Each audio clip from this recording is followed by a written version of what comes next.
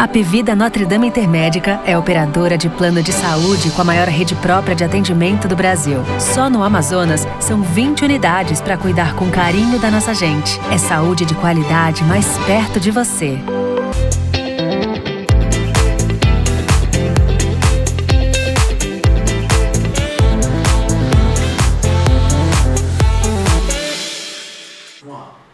Olá pessoal, eu sou Ednilza Guedes, farmacêutica, terapeuta, bióloga, e hoje nós temos um convidado super especial. Todos os meus convidados são super especiais, só que hoje eu estou com o meu chefe aqui. Eu não posso pisar na bola, gente, hoje, senão o negócio vai ser feio. Ele vai se apresentar e nós vamos falar um assunto super importante. É dia 5, não é, Cássio? Que é o dia do uso racional dos medicamentos. Então a gente vai falar sobre medicamentos. Você que faz uso daquela aspirina, daquela dipirona, paracetamol, tem uma dor de cabeça, faz uso. Tem uma gripezinha, faz uso do antibiótico. Então a gente vai falar sobre isso. Então, se apresente, doutor Cássio. Seja bem-vindo ao portal. Obrigada, Ednilza. Bom dia a todos os nossos espectadores. Agradeço o convite. Gente, só para deixar claro, eu sou um chefe bem tranquilo. Não, ele é um chefe maravilhoso. Mais maravilhoso não pode existir, mas por isso que eu não posso pisar na bola hoje, né? Tá certo. Gente, eu me chamo Cássio, eu sou farmacêutico clínico, eu sou farmacêutico oncologista, estou à frente da gestão do serviço de farmácia da Fundação Secom. Também sou professor universitário, já estou no tema de gestão de medicamentos, gestão pública e acesso à saúde de medicamentos já tem alguns anos. O dia 5 de maio, de fato, foi escolhido pela Organização Mundial de Saúde para uma campanha de promoção do uso racional de medicamentos. A gente entende que o uso racional de medicamentos ele perpassa por toda essa questão de orientação quanto ao uso dos medicamentos, para que ele esteja disponível de maneira segura, adequada à população, nas quantidades que elas precisam, pelo tempo que elas precisam, né? E a gente, enquanto profissional farmacêutico, entende a importância desse tema para toda a sociedade. Vamos lá, gente. Eu vou perguntar uma pergunta assim que a gente... Hoje vai ser um papo de farmacêutico para farmacêutico. Hoje só é farmácia e medicamentos, remédios, contraindicações, reações adversas. Então, assim, a gente sabe que no serviço público e no serviço privado tem um especialista que é o farmacêutico. Qual a importância desse acompanhamento tanto no serviço público como no privado? Que às vezes o privado ele tem um problema que ele não quer ter o farmacêutico, mas tem que ter. Qual a importância do público e do privado?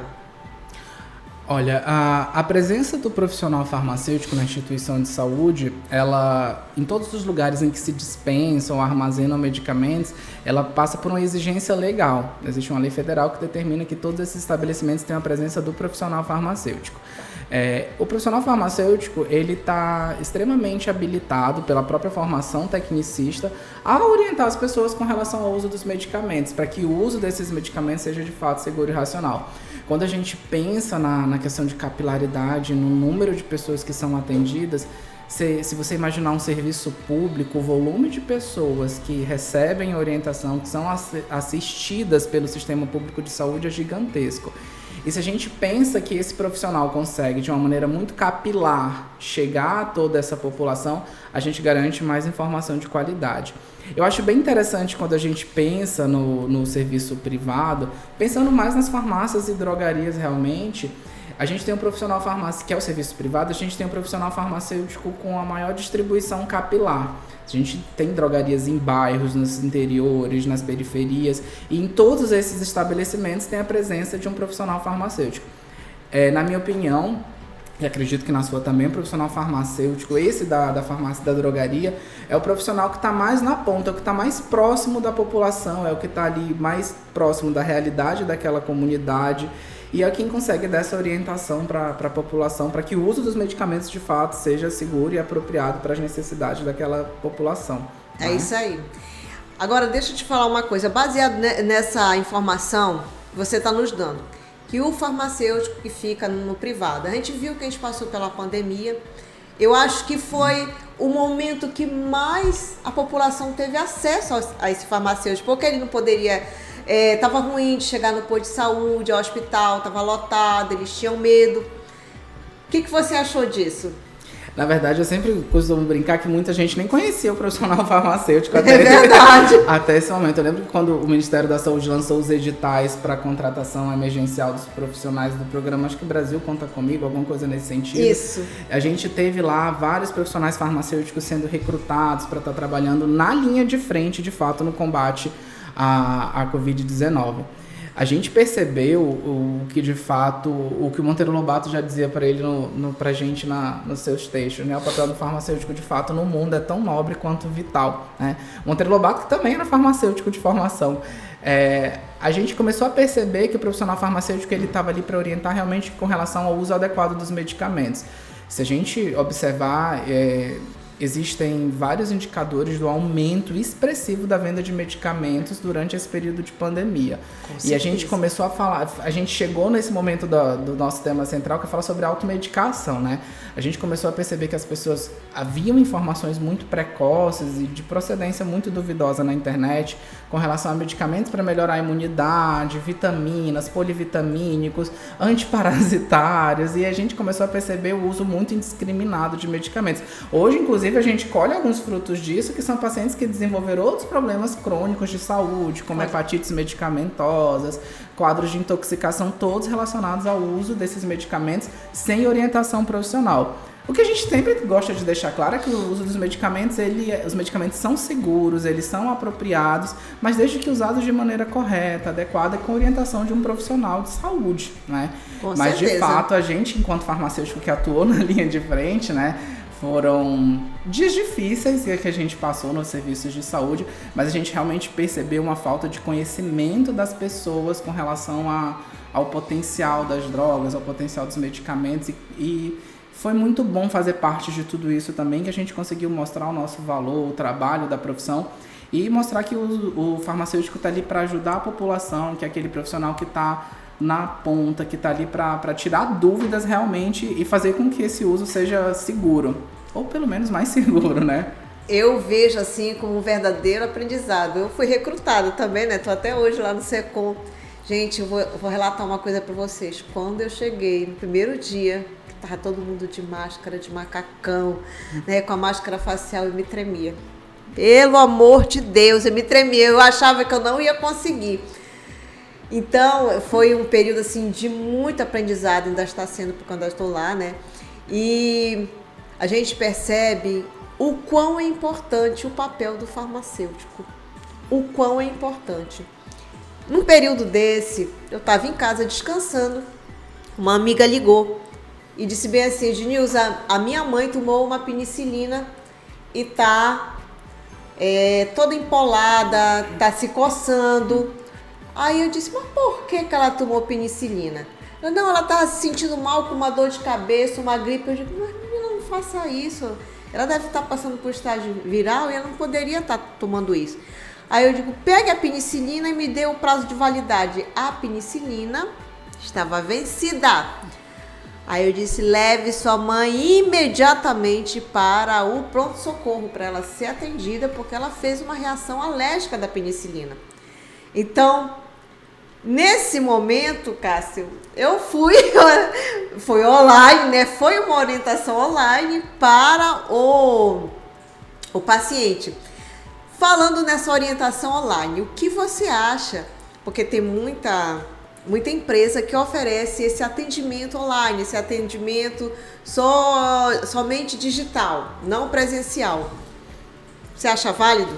Olha, esse é um tema bem polêmico, né? Quando a gente fala em assistência à saúde, né? A gente começou com a telemedicina, hoje já existe a telefarmácia, elas já estão sendo regulamentadas pelos órgãos de classe. E eu acredito que tudo que a gente pode fazer para que o acesso à informação chegue de fato às pessoas que precisam, quando elas precisam, é válido.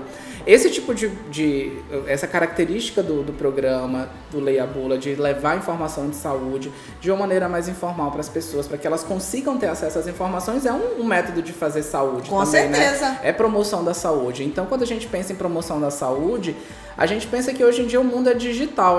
Eu, particularmente, tive que me readaptar, enquanto professor, também a dar aula online. Então, fui educado no quadro negro com giz, né? Aquele que saía a poeirinha e ficava todo sujo de giz. Aprendeu daquele jeito. E hoje eu me vejo dando aula por um método remoto, completamente. Eu, uma tela, e acreditando que as pessoas que estão lá do outro lado estão me assistindo, estão entendendo o que eu estou falando. E não diferente, a assistência à saúde também precisou em inúmeros momentos ser dessa maneira.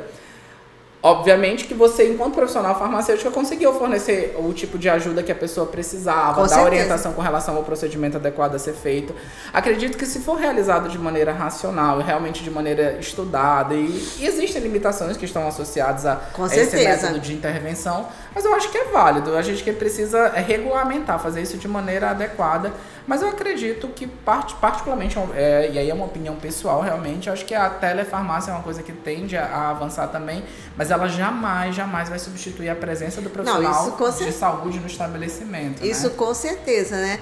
Foi assim um momento atípico que eu atendi a paciente. Eu não gosto de atender assim, até porque quando se trata de, a gente vê lesões, e a reação alérgica, nada melhor do que presencial. Mas naquele momento ela estava no momento de aflição, né?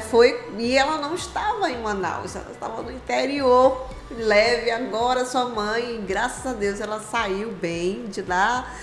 O médico fez prometazina, fez hidratação na paciente, fez um corticóide, ela saiu do quadro, graças a Deus. Eu disse, por favor, nunca mais faça uma medicação assim, sem ver a validade e sem assistência. Você precisa de um especialista. Se você não tiver um especialista médico, vá ao seu especialista mais próximo, é um farmacêutico. Cássio, me diga uma coisa. Como é trabalhar dando aula para alunos de farmácia no nosso estado? Eu te conheci professor, né? Qual era a universidade? Estácio, né? Isso. Estácio. Começou lá a jornada como professor, mas hoje em dia eu já dou aula em várias outras instituições, não só no Amazonas, eu tenho dado aula no Brasil todo, tenho sido convidado para ministrar aulas de pós-graduação, e é sempre um prazer muito grande, né? Ajudar a formar os meus futuros colegas de profissão, as pessoas que vão exercer a farmácia junto comigo, e saber que naquele momento a gente, enquanto professor, tem esse papel de transformador, né?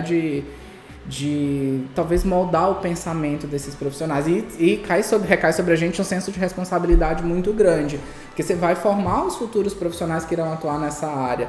E quando a gente pensa nesse sentido, eu fico pensando assim, o meu papel de transformador, de agente de mudança, ele perpassa pelo momento de ajudar a formar o caráter desses profissionais farmacêuticos, a mentalidade deles, a visão sobre assistência à saúde. Mas é muito curioso quando você fala assim sobre ensinar farmácia, que a gente sempre, nas aulas, um aluno sempre fala assim, professor, mas a minha avó usava isso e isso, a minha mãe me disse para tomar tal medicamento, ou tomar um chá disso, um chá daquilo.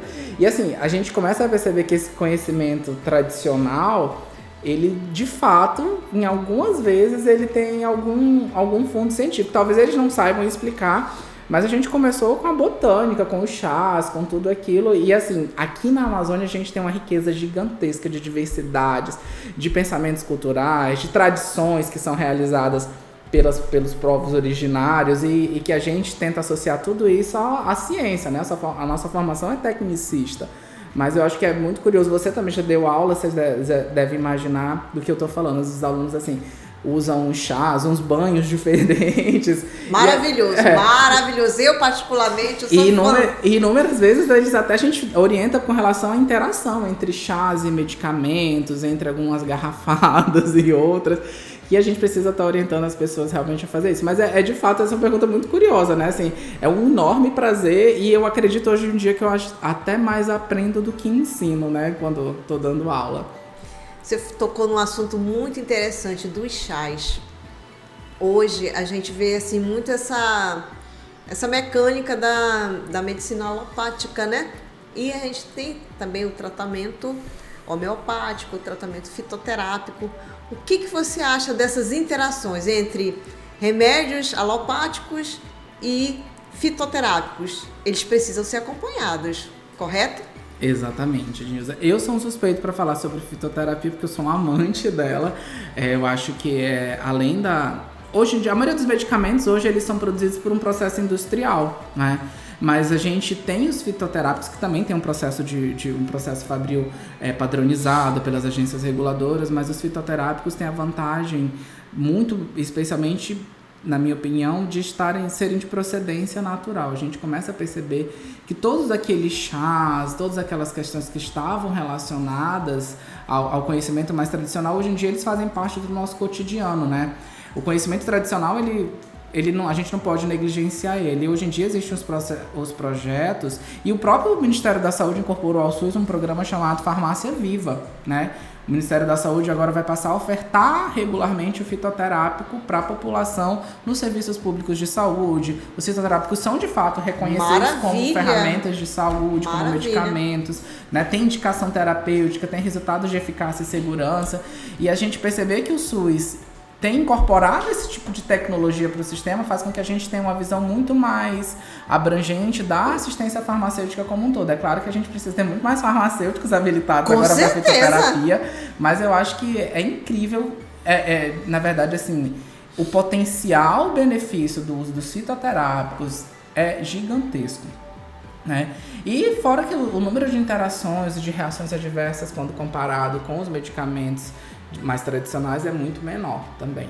E acredito que a aceitação também local é diferente, porque a gente já tem a conexão que a gente tem aqui na Amazônia do homem com o ambiente. Legal. Eu, particularmente, eu não gosto nem de falar, porque eu sou amante de fitoterápico, sou amante. Eu, assim, até como sou prescritora, eu também faço a mistura de suplemento com fitoterápico em cápsulas, né? Então tem um resultado fantástico. Mas um assunto me preocupa muito, desde que eu estava no conselho, é o assunto dos medicamentos, de alguns medicamentos, inclusive controlados, serem vendidos em barcos, feiras, no meio da praça da Matriz. Eu vou entregar tudo, gente, vou entregar todos os lugares. Dentro de ônibus. Então são vendidos medicações controladas, antibióticos, analgésicos, anti-inflamatórios. Você hoje está como conselheiro lá no conselho. Eu sei que não é o papel do conselho fiscalizar nas ruas, mas o que você acha desse assunto? Assim, sendo bem objetivo, eu acho que é o fim da picada, realmente. A gente entende que, enquanto profissional de saúde, uma coisa chamada armazenamento de medicamentos, né? Para que a gente consiga garantir a eficácia e a segurança deles, eles devem ter um método de armazenamento bem adequado. A gente e você tocou em pontos muito cruciais desse problema. Eu particularmente, já vim empurrando num carrinho lá no centro de Manaus, num carrinho de supermercado. Já pensou, caixas gente? de dipirona, de comprimidos, de analgésicos. E junto com garrafada, com pacotes de ervas, com alguma coisa nesse sentido, mercearias, e a pessoa compra, né? E as pessoas compram, As pessoas compram. Fora o problema do armazenamento, que você vê que o medicamento, você pensa em temperatura ambiente, a nossa temperatura ambiente de Manaus é em torno de 32 a 33 graus, 35. A temperatura de armazenamento do medicamento vai variar em torno de 23, 24 graus, assim. Ele fora de um ambiente refrigerado, ele já está perdendo estabilidade, né? Alguns desses medicamentos, né? Está exposto à luz solar, está exposto à umidade, à alta temperatura. Paralelo a isso tudo, tem a questão do prazo de validade também, que a gente provavelmente não é respeitado. E, assim, enquanto profissional farmacêutico, é uma preocupação muito grande nossa com isso. E mais ainda, e levando isso para um problema ainda mais drástico, é medicamentos piratas. A gente tem medicamento para disfunção erétil, que é bem tradicional, como a sildenafila, tadalafila, que são pirateados, né? E a gente tem uma venda maciça deles nesses estabelecimentos de bairro, nas periferias, que são esses medicamentos que não têm um princípio ativo e a gente não consegue saber qual que é o conteúdo desse comprimido. Então a gente tem o problema do armazenamento, da procedência duvidosa, do processo de pirataria mesmo dos medicamentos. E pra gente é uma preocupação enquanto saúde pública, né? É um problema de saúde pública mesmo. A gente tem que entender que o papel dos agentes de fiscalizadores, da vigilância sanitária, dos órgãos de regulação nesse sentido é de coibir realmente esse tipo de conduta. E pra gente, como profissional farmacêutico, é pensar no potencial de intoxicação disso. Quanto que isso é perigoso para a população. Então, se você puder dar um recado para as pessoas, não comprem medicamentos em mercearias, em mercadinhos, em supermercados, nos carrinhos, nos ônibus, na caixa de isopor no meio da rua, em nenhum desses lugares. Pode sair bem cara essa compra, pode sair bem caro bem mesmo, cara, né? Inclusive assim, com risco de vida, né? Muito caro. Isso tem pergunta aí no Instagram, no Facebook. Ele é maravilhoso. Isso aí eu já sei, gente. E também a pessoa está perguntando como organizar em casa essa medicação. Olha, gente, esse é um assunto interessante. Como é que a gente organiza em casa, Cássio? Esse armazenamento em casa, ele precisa realmente seguir alguns requisitos mais básicos, mas normalmente, vamos começar pelos medicamentos que a gente considera mais críticos, né? Os medicamentos termolabs, que são aqueles que precisam ficar armazenados dentro da geladeira, né? Aqueles medicamentos que precisam de refrigeração, eles devem preferencialmente ser armazenados em um recipiente plástico, no centro da geladeira, nunca na porta, para evitar variação de temperatura. Pessoal, a primeira coisa que faz, põe na porta da geladeira. Medicamento nunca armazenar na porta da geladeira. Na porta da geladeira, quando a gente abre, né, é onde ocorre a maior variação de temperatura. Então, por esse motivo, os medicamentos não devem ser armazenados em hipótese alguma na porta da geladeira. Sempre no centro, de preferência dentro de um pote plástico, de um recipiente plástico, para que ele não receba tanta umidade, não caia água, nenhum resíduo sobre a embalagem do medicamento, né? E respeitando as faixas de temperatura de armazenamento também. Com relação aos medicamentos que não necessitam de refrigeração, sempre armazenar em locais frescos, arejados, ao abrigo da luz excessiva, ao abrigo de umidade, de água, longe de roedores, de insetos. A gente tem que entender que esse armazenamento dos medicamentos ele precisa ser seguro. Uma coisa que é muito comum nas nossas orientações farmacêuticas, existe um modelo de assistência farmacêutica que chama conciliação medicamentosa. É que a gente pede para os pacientes trazer os medicamentos que eles já usam para que a gente consiga avaliar o que ele já tem de uso para introduzir uma nova droga, né? E aí o paciente chega com a gente com aquela sacola do supermercado que estava pendurada num prego atrás da porta, ou chega com a caixa de sapato cheia de bleach, de cartela mesmo. Gente, isso aí é normal, acho que todo mundo faz, né, o pessoal? E aí que a gente começa a perceber que o armazenamento dos medicamentos às vezes não é tão apropriado. Mas aí a nossa orientação é essa, que eles tentem armazenar. Hoje em dia existem recipientes plásticos adequados para armazenar medicamentos, para sua farmacinha de casa, né? A gente fica muito atento à validade, à maneira de armazenar eles, o local refrigerado, mas realmente longe de altas temperaturas, longe da incidência de sol direto, porque o calor e a luz excessiva, eles danificam as moléculas, eles fazem com que elas percam as propriedades farmacológicas ou perda de estabilidade. E aí a gente perde o principal benefício, que é a indicação terapêutica do medicamento.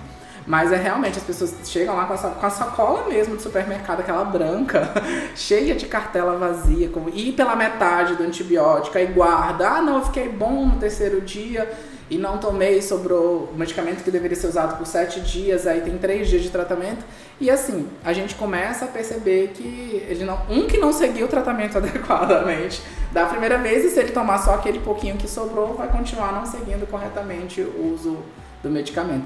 Mas o armazenamento em casa é realmente esse, assim, os de geladeira nessas condições que eu já expliquei para vocês, e os que não são de refrigeração, armazenar no local adequado, dentro de um recipiente preparado próprio para essa finalidade mesmo. Você falou em armazenamento. Agora, outra coisa que me preocupa muito, quando sobra remédio, que fica meses, passa anos, como é que a pessoa faz o descarte desse medicamento? Joga no vaso sanitário? Joga no lixo? Dá pro vizinho? Como é que faz? Não, tá indo, mas é uma coisa que a gente sabe que é verdade. É verdade. Acontece, gente. Acontece, e a gente precisa aprender como descartar medicamentos. Nunca jogar no vaso sanitário é o primeiro passo, tá bom? A gente começa a perceber que realmente é um problema do descarte de resíduos, né? Nos hospitais, nos estabelecimentos de saúde, existem os programas de gerenciamento de resíduos, mas na casa da gente, no domicílio, não é uma realidade das pessoas, né? Uma recomendação, vários estabelecimentos farmacêuticos, as farmácias, as drogarias, eu já tive a oportunidade de ver isso em alguns supermercados, em drogarias, em escolas, faculdades, tem uma caixinha lá para descarte de medicamentos, né? Descarte aqui o seu medicamento, a sua embalagem, o que sobrou do medicamento, porque a gente, o que a gente chama de logística reversa, que é a gente, enquanto estabelecimento de saúde, receber isso de volta e dar o destino correto, é uma coisa que precisa ser implementada com muito mais volume na cidade, né? Na verdade, no Brasil, isso não é um problema pontual do Amazonas, é uma questão em nível nacional. Essa questão de logística reversa, mas assim, com relação ao descarte do medicamento, não fazer esse descarte em sanitários, em águas, no vaso sanitário, medicamento fora da validade não dá pra ninguém. No igarapé. Nem no igarapé, nem dá pra animal, pra cachorro, tá? Assim, os medicamentos para uso veterinário, eles têm que ter esse tipo de recomendação do profissional de veterinário, médico veterinário com relação a fazer o uso. E a gente não pode jogar nos igarapés, não jogar no vaso sanitário, não jogar tudo no lixo também, no lixo doméstico de casa, naquele saquinho do banheiro, ou triturar e jogar na pia, que às vezes já acontecem também das pessoas descartarem as cápsulas, os comprimidos lá dentro do vaso sanitário. O ideal é que a gente, sempre que possível, consiga levar para o estabelecimento de saúde, que tem o coletor lá para esse descarte, que o estabelecimento de saúde vai fazer o descarte correto, dar a destinação adequada conforme determina a legislação sanitária, que é fazer a incineração e o descarte dos resíduos. Olha aí, gente, deixa a dica para vocês, levar no estabelecimento de saúde, principalmente o público, né, que tem esse serviço, mas também algumas farmácias privadas já têm esse serviço. Qual é que você me falou ainda agora? Eu já tive a oportunidade de ver isso na Drogazil e em algumas outras redes, até fora de Manaus também, a coleta para descarte, para trazer o resíduo ou descarte do medicamento, ou a caixa vazia, ou a embalagem para o estabelecimento, que eles vão dar a destinação, vão descartar ele de maneira adequada. Olha aí, gente, esse recado super importante: armazenamento, descarte, uso adequado de medicamentos. Então, como não ter um profissional farmacêutico? É necessário. A gente não pode fazer o que a gente quer. Tipo assim, o farmacêutico, ele é um fiscal, ele é um professor, sabe? Ele é um cientista, ele é um pesquisador, ele é um dispensador, então ele é um prescritor. Então, tudo isso o profissional farmacêutico faz. Mas eu quero, Cássio, eu amei esse papo aqui de farmacêutico, é uma coisa que a gente faz de olho fechado. Mas assim, eu quero que tu deixe aí o teu recado pro pessoal e diz aí, se o pessoal tiver alguma dúvida. Tem pergunta, Su? Se o pessoal tiver alguma dúvida, como é que o pessoal pode te encontrar? Bom, gente, sempre que precisar de orientação farmacêutica minha ou de qualquer outro profissional farmacêutico, procure as farmácias, as drogarias. Sempre tem farmacêutico. Durante o tempo que o estabelecimento estiver de portas abertas, ele deve ter a presença obrigatória de um profissional farmacêutico. Então, por uma questão de capilaridade, o farmacêutico é o profissional de saúde que está mais próximo da população, mais na ponta, e é aquele profissional acessível, tá? Sempre peça para falar com o farmacêutico, sempre que possível, e tire suas dúvidas com relação ao uso de medicamentos ou sobre orientações de saúde com o profissional farmacêutico que está ali para lhe orientar. Eu estou lá na Fundação Secom, na gestão de serviço de farmácia. Minha rede social é @CássioFSouza, vocês podem deixar disponíveis para quem quiser seguir. E quem quiser chamar o Cássio para dar palestra, aula, ele vai. Eventualmente também, sempre que possível. E a orientação para as pessoas é que a consciência com relação ao uso dos medicamentos, os medicamentos, eles precisam ser tratados de maneira séria, tá certo? A gente entende que as pessoas têm problemas de saúde, elas precisam tratar esses problemas agudos e menores e a gente precisa entender que esse uso dos medicamentos ele precisa ser seguro e adequado às necessidades da população. Então a minha dica para a população é que sempre tirem as suas dúvidas, tá? Evitem a automedicação sem orientação de profissional, né? Essa automedicação ela precisa ser o que a gente chama de automedicação responsável, né? Quando ela é orientada, quando ela é assistida para tratar esse problema de saúde. O farmacêutico é esse profissional que pode fazer essa orientação, que está lá habilitado e preparado e pronto para receber você e tirar a sua dúvida. Obrigada, Cássio. Obrigada mesmo, de coração. Imagina, agradeço novamente o convite. Então, seguinte, gente, eu queria que vocês nos seguissem no Portal do Holanda e estivessem toda quarta-feira conosco, né? 10 horas da manhã, no Leia Bula.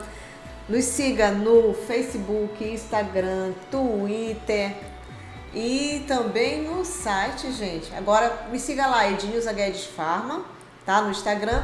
E eu vou deixar um recadinho para vocês.